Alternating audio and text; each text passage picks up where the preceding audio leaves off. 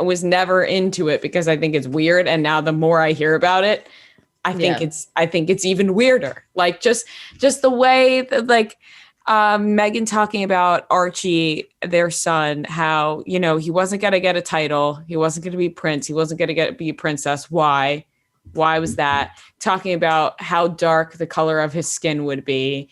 Like just the things like this that are so disgusting that you're like, that's how deep this family runs. Like that's how pure they want to keep this family, or, you know, whatever it is, that they're just like, oh, well, you know, what's the skin color of this baby going to be? And it's not going to have any security. Like, that's disgusting to do to a little baby who's not even born yet, first of all, but also someone that is going to be blood related to them, a grandson.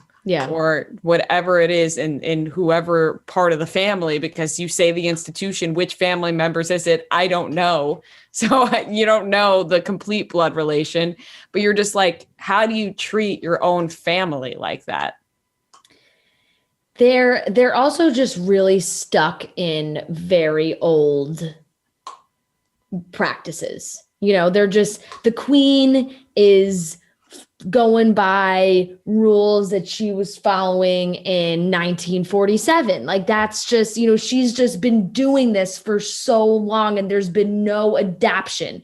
There's been no moving into the future. There's been no more acceptance. Like, it's just been stuck in this same way that they have always been, and it clearly has not been working. And I think the queen has a way of separating Queen Elizabeth, the grandma, and Queen Elizabeth, the monarch. And, you know, she can be nice and Zoom with Archie and send him a waffle maker for Christmas, is what he said on James Corden. But at the end of the day, she'll be fucking ruthless when it comes down to the crown, which is what happened. You know, she's the one making that decision. Like, well, they're out, they're done. We're taking their patronages, they're taking their titles, like his military titles, everything gone, done, over.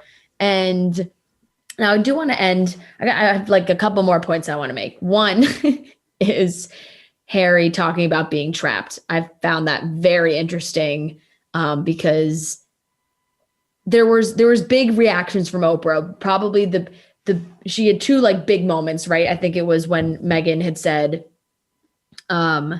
that there were conversations had about Archie's skin tone and concerns of what he was going to look like.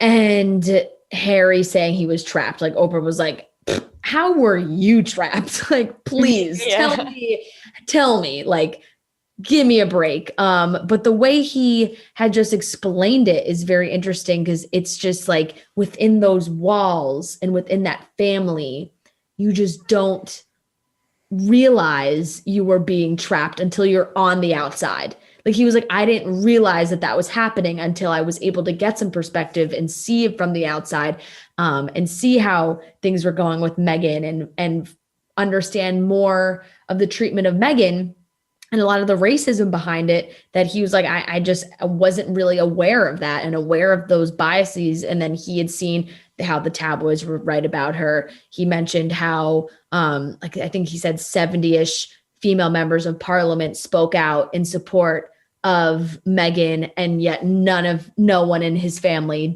said anything. And then he said that he feels like, you know, Will and Charles, and they're trapped. Like, he's like, they're in it, which is true, because, you know, Charles is next in line and then Will after that. So there's not as much, they could leave. It's happened before, but they definitely don't have that in their mind that it's an option. So it was interesting to hear him talk about how, like, I didn't realize how fucked up it is, and how, like, our way of thinking was not right until I was on the outside of it.